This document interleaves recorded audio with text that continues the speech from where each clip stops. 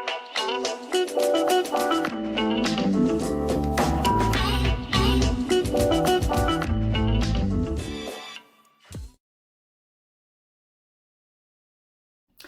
everybody, this is Tracy here with another edition of A View from Tracy's Point. And we are here today to talk about Ms. Valencia Love. You guys remember she is the woman that paid the bail money for R. Kelly when he was first arrested back on February 22nd of 2019. Well, she did an interview with blogger Tasha K on the Unwind with Tasha K show. So it was a much anticipated interview, but I must say that at the end, it was like much ado about nothing. I think that our expectations, I know my expectations was probably a little too high for this interview, but Tasha made it very clear that, several times throughout the interview that she wasn't going to ask any questions about the case because it was an ongoing investigation. And so my immediate thought was, so why do the interview if you're not going to ask any serious questions?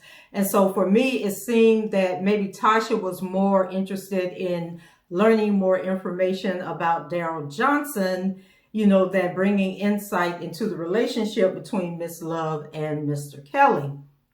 And if you don't know, on her Patreon account, which I'm not a subscriber of, but she is doing a series on Daryl Johnson. And for those of you who don't know who Daryl Johnson is, he was the African-American guy that had like the dreads on the top of his head and then the sides were shaved off. And he passed himself off as a crisis manager for R. Kelly, but instead of managing the crisis, he just added on to the crisis. And he just did a lot of shady things. And from the very beginning, if you've been following my coverage of the R. Kelly case, you know that I have been like, where did this dude come from? Like, what is he doing? He's making things worse. He needs to shut the hell up. He's not a PR person. Why is he getting on camera doing interviews talking about this case? If you are a crisis manager, then you need to be in the background managing the crisis and helping your client make better choices and better decisions, as he goes through this, this issue that he's experiencing. And so, he was eventually resigned. Okay, we think he was fired after he did an interview with Gayle King where, he made some questionable statements that had, R. Kelly's supporters and fans really giving him the side eye. But according to him, his mother was ill, and I believe the mother eventually passed away. Some people are saying that he lied about that, but I do remember reading that his mom may have passed away after he left, saying that she had some medical issues that he needed to help her attend to. And then Steve Greenberg, of course, came out and said that, Daryl Johnson was going to see about family matters and that he would be welcome back on the team at any time. And of course, we never saw Daryl Johnson in any capacity on the R. Kelly case after that. We did, however, see him in some pictures where he was hanging out with Michael Avenatti. And so it's a mess. It's a lot. Check out my R. Kelly series and you'll find all the information on all of this stuff that I'm talking about. So were there any nuggets, any aha moments throughout this interview? Not really, but we did learn some things. And so one of the things we learned was that after Miss Love bailed R. Kelly out, that she, was contacted by several television shows, radio hosts, podcasts, what have you, who wanted to interview her, but she turned them all down. However, she said that she was contacted by D.L. Hughley to go on the D.L. Hughley show, and she did agree to do that interview, but then canceled at the last minute. And I don't recall her saying why she canceled. And then also, I did these notes this morning based on my memory. I didn't go back and rewatch the interview. So if I am incorrect, on anything that I am saying, go ahead, leave it in the comments as you guys always do. So she went on to say that she didn't meet R. Kelly on a dinner boat because remember the newspapers were saying that the two of them had met on a dinner cruise and that, R. Kelly knew that she had this money and so he contacted her. She's saying that that is not the case. She says that the two of them have known each other all the way back to the Kenwood days, and I'm figuring that that's like at a high school or a neighborhood or something in Chicago. And she says that there's a 3-year difference between the two of them. She's 50 and I guess he's 53 years old. And she says that, they knew each other. They were friendly with each other. And when asked if the two of them were ever romantically involved, she said no, that there was never no romantic involvement between the two of them. And that, she was more of a fan and supporter of R. Kelly's music and his musical career. And just proud, that a homeboy had made it big. And so she says that R. Kelly was offered $1 million under the table to do the Gayle King interview. However, he never received this $1 million. And so I know a couple of bloggers that have talked about the whatever interview she did with someone who knows Daryl Johnson, that allegedly this person is saying that Daryl Johnson actually got the $1 million and did not give it to R. Kelly. So I find that very questionable, and I'll explain to you guys why, but we'll go ahead and talk about this bail money. According to her, she was in New Orleans when people started talking about, the Gayle King interview and how R. Kelly lost control. Like, she said she just couldn't believe that he did this interview. And so she said that she, called to ask him, like, why would you do that interview? It didn't make you look good. Like, that was a mistake. Who told you that this was okay? Who told you or recommended that you do that interview? And she says that even though the interview made R. Kelly look bad, Azriel and Jocelyn did their part and they looked good. They did what they were supposed to do. And so she didn't have a problem with that. So then she goes into the bail money portion and how she ended up paying his bail. She said that she was asked to pay the bail because no one else could get their hands on the money that fast. She said that, there were friends, people with money, but they just couldn't access the money quickly.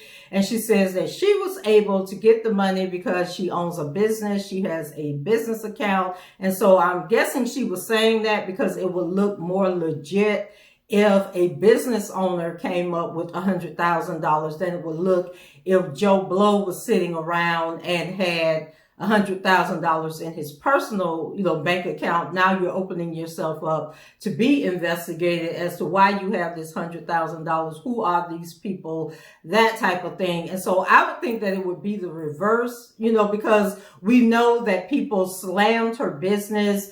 Google had to shut down the review pages because people were just being mean-spirited and hateful, in posting stuff on her social media pages and on the Google reviews. So I would think that a person who had $100,000 in their personal account would have been a better choice than someone jeopardizing their business. But anyway, she said that, they came to her because she had this business. And so she said she did it because she was going to make $10,000, that they came to her and said, if you give us this $100,000, Rob is going to pay you a $10,000 bonus. And so she figured it was a great return on investment. Now, one comment that she made in particular that set people off in the comments, like they did not appreciate this one bit. And that was when she said, quote, that she didn't care about no R. Kelly, that she was thinking about how much money her money was going to make. And that was the $10,000. Like she was basically putting up her personal money for 2 days and she was going to make $10,000 and you just couldn't, beat that return on investment. And so she talked about posting the money order, for the haters. And I do have that money order, and I have shown it in other videos, and you can see that video above. Just click on that link.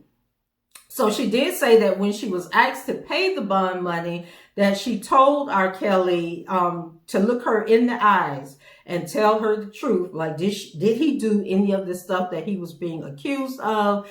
And she said that R. Kelly told her, he was the greatest R&B songwriter and singer, that he had access to any woman. Like, why would he need to, lock women up, kidnap them, trap them, and all this other stuff, when he could have any woman in the world that he wanted. So then when she talked about, getting the money, she also mentioned, it being a Saturday and something about the bank and Sundays. Like, she was rambling a little bit, so she wasn't like being very detailed in what she was saying. And so I was confused, because she said that they asked her for the money after he learned that he was going to be indicted. And so if you guys remember, the indictment came down on a Friday, which was the 22nd of February in 2019.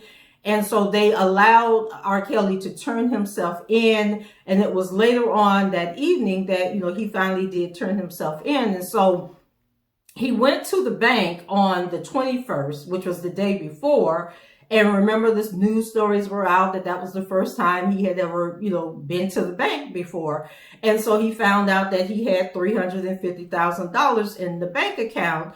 And so I was thinking, okay, so if you're going to be indicted, you got $350,000 in the bank. Why do you need to borrow money from this woman? And then I said, okay, well, maybe Greenberg told him to do that, because as you guys know, once you give that money to the bail bond, you ain't getting that money back. Not ever, ever, ever, ever. Okay. In most cases, when you pay that 10%, you don't get that money back. And Miss Love, learned that, although she got the money back plus the $10,000, remember when she went to court and tried to cancel the bond and get the $100,000 back, and the judge had to explain to her how, the bail system worked and all of that hoopla. My thought was, how did they know that the judge was going to grant him bond? Because the prosecutors didn't want him to get bond. And so it was that Saturday on February 23rd when the judge said, okay, it'll be $1 million bond. And I got to thinking, like, she said that they asked her ahead of time for $100,000, like they knew that the bond was going to be $100,000. And so I was like, okay, none of this is making sense. And she sounds like she's making this stuff up as she goes. If they asked her for the money up front on Thursday when he found out he was going to be indicted, or whether it was on Friday when Kim Fox did the news conference and said that she had indicted him and that he needed to turn himself in, why didn't she go to the bank at that moment, get the money order, give it to, or the cashier's check, give it to Steve Greenberg, so that when the judge did the bond hearing, they could just turn the money over? And then if I'm remembering correctly, there was something about by the time she would have been able to get the money, he ended up spending the weekend in jail because the clerk's office was closed by the time, it was either closed on the weekends or it had closed around the time that they had ended the hearing, and then she wouldn't have been able to get to the bank or whatever. So it just seems to me like they asked her for the money after the bond was set, not before, because if it was before, they could have prepared and made sure they had that money in hand for him. And then also, I don't know, the whole $350,000 thing, which I guess is how he paid her back the money. It was kind of confusing what it was that they were trying to set up here. Once again, it's not like she had to go to the bank and request $100,000 in cash. Regardless of what day she paid the bond, it would have been a cashier's check. It wouldn't have been cash money. She talked about, the daycare. Remember, everybody was slamming this daycare, telling people to pull their kids out of the daycare. She says that daycare belongs to her mom. And remember, when the reports came out, they said that it was a friend of hers that owned the daycare, but she's saying that it was her mom and that her and her siblings are also listed on the documents. And, she started talking about building generational wealth, and that, if something happens to her mom, then the business passes down to, the other family members, which makes sense. And so she talked briefly, about people dragging her restaurant and the daycare. And then she talked about a fiance, and I thought the lady was married, because remember, she got this money to open the restaurant and supposedly to open this daycare center, or give to somebody for the daycare center, from a settlement that she got in a wrongful death lawsuit for her daughter. And I believe she was married at the time. So she says she has a fiance and that they've been together for a few years. And then they talked about, the Gayle King interview, and then they were like trying to downplay Gayle King's success, as an anchor person, and saying that, the R. Kelly interview propelled Gayle King's career. Okay. Now, as much as I don't like Gayle King, and y'all know I don't like Gayle King, I still hate when people try to downplay other people's accomplishments, and especially when Black people do it to other Black people. So to set the record straight, Gayle King's career did not propel after that R. Kelly interview that she did. Gayle King has been in broadcasting for quite some time. And if you guys remember when Oprah started her network, she had actually given Gayle a talk show. And before she did the talk show, Gayle had a podcast, I believe on Sirius Radio or something like that. So she had this podcast. Oprah gave her the opportunity to have a television show, the Gayle King Show. Gayle did that show for like a year, and then CBS came in and offered her to be the co-anchor of their morning show.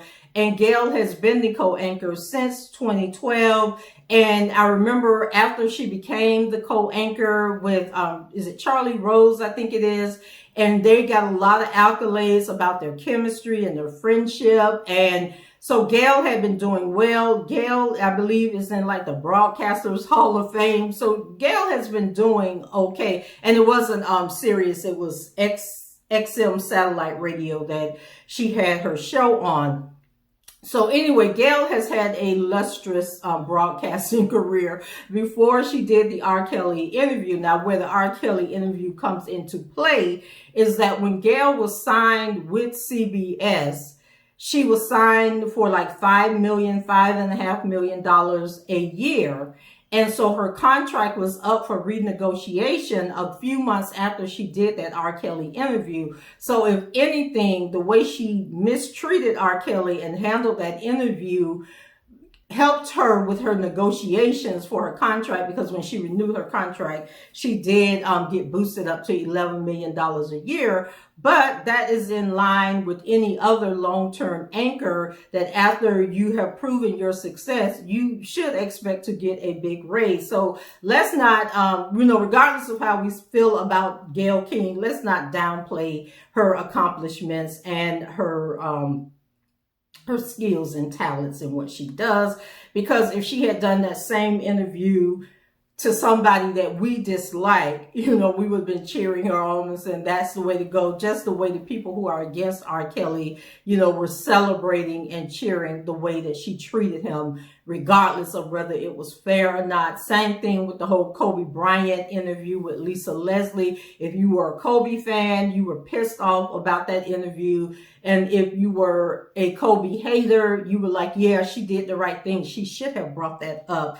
So let's stop playing those games. And Miss Love goes on and says that, she could give less than a damn about what people think about her and what they say about her. She says that she's running a successful restaurant and is planning to open a new franchise in Atlanta, which has been delayed due to COVID-19.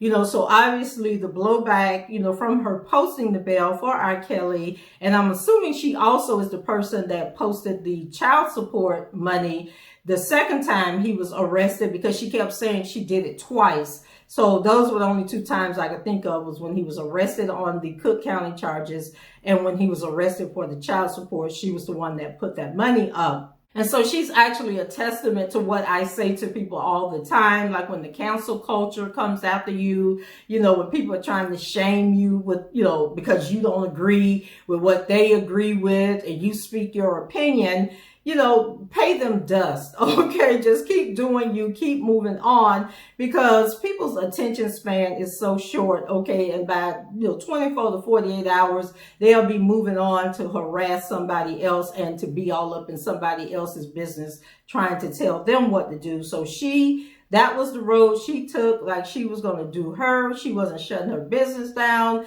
And if anything else, she has grown her business because she stood on what she believed in and did, what she thought was best. She was asked to be a part of Surviving Lies Part 2. And she said that, all they were offering was travel, a hotel room, and $5,000. And that wasn't enough for her. And so I'm thinking, like, well, if they offered her more, and I think she said she told them to pay her like $1 million or something, or 100,000, something she said. But they told her they couldn't pay her that much. And she said that she didn't understand why they couldn't pay her that much, because they made millions of dollars off of those documentaries. And she wanted to be paid just like everybody else. Now, my question is, if they had paid her what she was asking, what would she have gotten on there and said? Like, because we know that they weren't looking for people that support R. Kelly. We know that they were looking for people that they could drag. And even the people that did go on and try to say positive things about him, they edited the conversations to make it look like they were saying something negative. I'm curious now that if they had offered her, a lot of money, would she have gone on there and turned against him, or would she have stayed the course and supported him?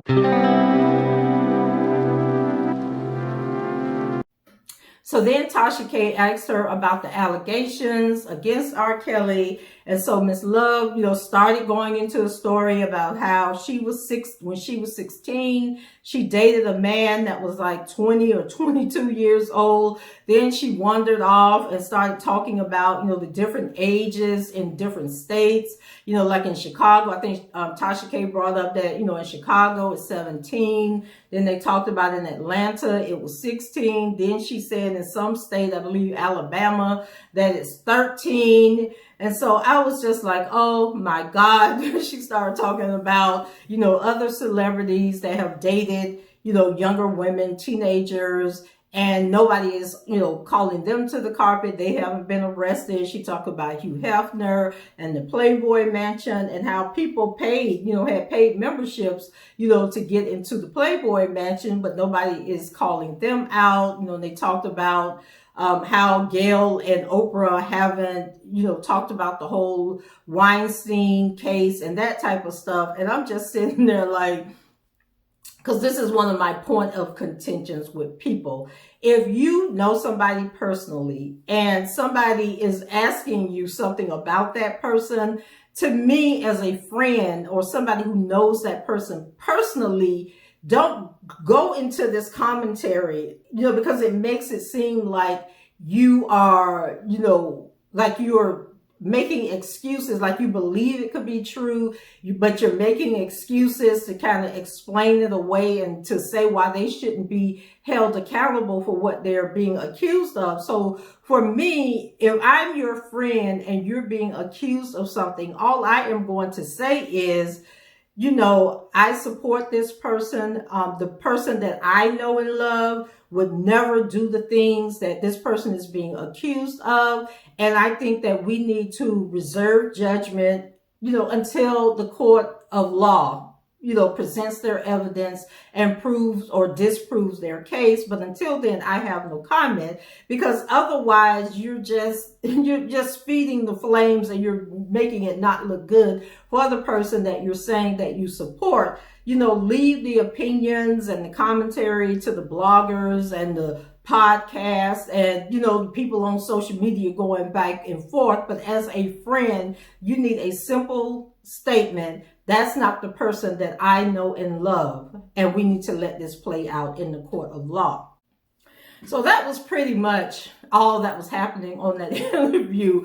And then Tasha K, she cracks me up when she's talking to people because she always has this expression, like her expression is always, she really don't care about what these people are talking about, or she really don't believe them, but she wants them to think that she believes them. But her eyes are always saying like, child, when is this interview going to be over with? Because I got other things to do. And that's kind of like how she was looking at Miss Love. And then I thought it was funny because Miss Love was looking at Tasha the same way, like, girl, I need to promote my business. I need to get to the part where I tell these people about my business and come on down here and let them know that we're still open and we're still doing well. So I think for the most part, they were using each other, but for different reasons. And so personally, I didn't learn anything from this interview, except that she already knew R. Kelly before the boat ride that we heard about. And so I felt that she was giving us inner circle vibes, like she was part of his inner circle vibe, even though she said that they had met in high school. When she was talking, she made it seem like she had his phone number, in her contacts, and that this is somebody she talked to on a regular basis and hung out with on a regular basis, and that she knew the people around him. Like, she didn't come out directly and say that, but that's what I was getting from what she was saying. The way she was talking, it kind of made me wonder. You guys remember in the Richard Arline case, there was a couple of women on the phone call. Remember, it was like 5 people. They were like L1, L2 or something like that. And so we thought, we've been guessing who these other people are because the feds haven't really come out and said who they are. We know that Richard Arline was on the call, and we know that Dr. Rice was on the call, but we still don't know who these other people were. And so I was like, okay, well, maybe she, since they was offering Azriel $300,000, $500,000, doing all this negotiations, maybe she was one of the damn people on the call because she was going to be the money woman, so I'm like, girl, and I'm just joking. She didn't come out and say that, right? But I was thinking that as I was listening to her, inserting herself into this circle of friends. And so I wish that Tasha K, had asked her to explain the whole incident in court, where they went in with the guy who was supposed to be the lawyer trying to get that $100,000 back. Like, I wish she had talked about that and asked, what was your true intention? Who asked you to go in there? Like, did you not understand how the whole bail process worked?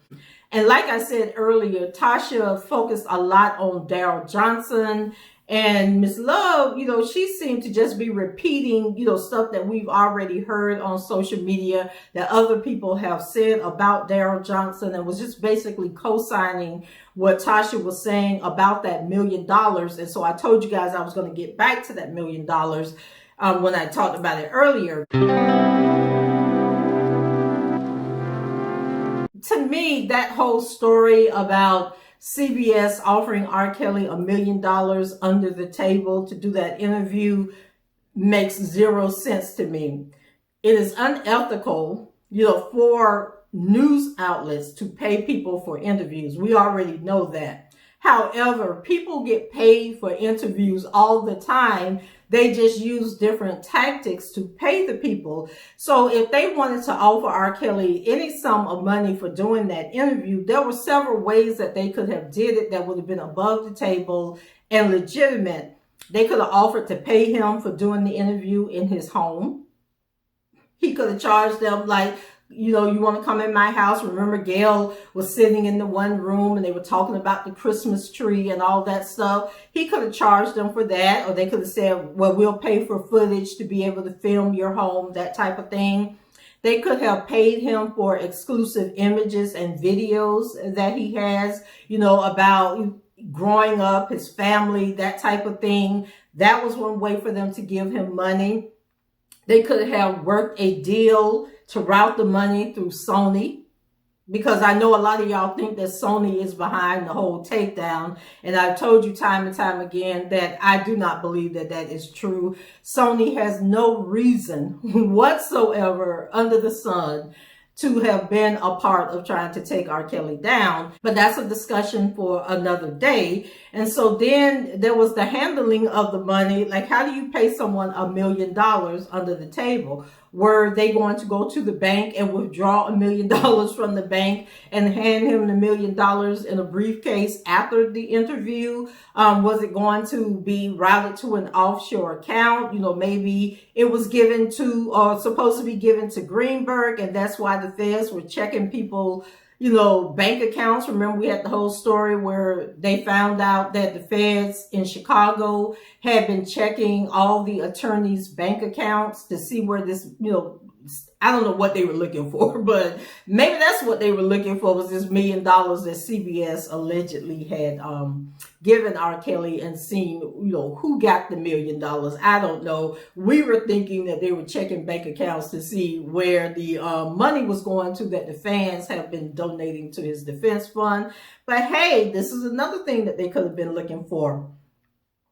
And so for us to believe that there was actually a $1 million deal and that Daryl Johnson stole the money, then we would have to also believe that Steve Greenberg was in on it, that Azriel was in on it, Jocelyn was in on it, Keith was in on it, etc., etc., etc. Because remember, these were all people that were in the condo at the time that this interview was going on. And so I just don't believe that only R. Kelly and Daryl Johnson knew about this money. And Miss Love claims that R. Kelly told her that R. Kelly told her that he was supposed to get this $1 million under the table, which I don't know why he would have shared that information with her, and that he never got the money, you know, but she claims that everything R. Kelly does, he gets paid for it. And so if that is the case, why wasn't there a contract drawn up? Why wasn't there an NDA drawn up? Like, why would he think that CBS was just going to give him this $1 million after the fact, after he did this interview? Like, that, to me, that made no sense. You know, why wouldn't he ask for the money up front before they started filming? You know, once the cameraman got into the condo and they had everything set up and it was obvious that the interview was going to take place, why wouldn't they have given him this alleged $1 million? And so to me, that whole story about Daryl Johnson and the $1 million makes zero sense whatsoever, because I'm thinking, if they promised R. Kelly $1 million, he does the interview, he is totally humiliated in the process of this interview, and then CBS flakes on him and doesn't give him the $1 million, why wouldn't he go public and say CBS was supposed to pay me $1 million? Was there nothing in writing? Was there no conversations recorded? You guys get what I'm saying? Or are we to believe that Daryl Johnson, who was the crisis manager, negotiated this $1 million deal? And we can't even say that R. Kelly didn't know anything about the $1 million, because according to Miss Love, he told her about the $1 million. So if R. Kelly knew about the $1 million, doesn't it make sense that Steve Greenberg knew about the $1 million and other people knew about the $1 million? And to say that Daryl Johnson stole the $1 million and just walked off into the sunset and nobody questioned him or asked him about this $1 million, to me makes zero sense. So anyway, that aside, I wanted Tasha K to ask Miss Love more questions about their friendship. Like, before he contacted her about the bond money, when was the last time they had talked prior to that? Did they speak often? You know, when did he tell her about Daryl Johnson and the $1 million? Like, when he was arrested, when Surviving R. Kelly was being filmed, did they talk to each other during that time? What was his feelings about it? She didn't ask any of those questions. Did she know Azriel and Jocelyn? You know, how did they meet? You know, what was her opinions of Azriel and Jocelyn? Did she know any of the other people that have accused him or that were on Surviving R. Kelly? And then we all know that Sony allegedly paid him an estimated $10 million. Some people say it was less, some people say it was more, but it was to buy him out of the contract because he had 2 albums remaining on his contract with Sony and RCA. And so, did she know what happened to that money? Because people were saying that Greenberg took the money to cover his legal fees. Other people are saying that, Don Russell was there, so it was like all these rumors that are circulating. So if Miss Love was in the inner circle, like that was a question she could have asked that wouldn't implicate anybody or disrupt the federal investigation that's going on. Because if Sony paid him the $10 million, that was legal, right? They had the opportunity to do that. Then, maybe the fans will know what happened to the $10 million. We don't know. And I'm sure that before Miss Love ever uttered a word, they already know what happened to the $10 million or whatever the buyout was for him. And so I also wanted to know, like, what are her thoughts on how the case is being handled? What does she think about Greenberg? Has she spoken to R. Kelly since he was arrested on the federal charges? Have they had phone calls, any type of communication, written letters, that type of thing? Does she think that it's fair that they're denying him bail that is going on 2 years since he's been locked up and they keep delaying the trial? What are her opinions on that? That wouldn't implicate her in anything with the investigation or harm the investigation. And then we all know that this all started, with the Lifetime docu-lies. What was her opinion? Was she talked about them asking her to be on the show, but she didn't talk about what her opinion was of it, other than to say that the people who went on it were stupid, to go on it and not get paid, for all of this that they have created, all of this, the lawsuits, the arrests, the charges. Like, she didn't go into any of that, like what she thought about the people that participated. She didn't ask her if she watched it. Instead, they only covered, the part about the money. And to me, that would have been a good conversation, for this interview. And then, do she know Don Russell? What does she think about Don Russell being indicted? What does she think, or what did she hear about the bribery charges with Richard Arline, or the arson case with the Michael Williams guy? Like, that would have been a whole nother conversation to have. And so it was just so much to me that she could have asked this woman and delved into specifics of the case, without Miss Love implicating herself or sharing too much information. And so that's what I was looking for, when I tuned in to watch the interview, but we did not get any of that. And so that's my recap review opinion about the interview. What is yours, guys? Go ahead, leave your comments below, rate the video, and subscribe to the channel if you haven't done so already. And until the next time, I shall talk to you guys later. Bye-bye.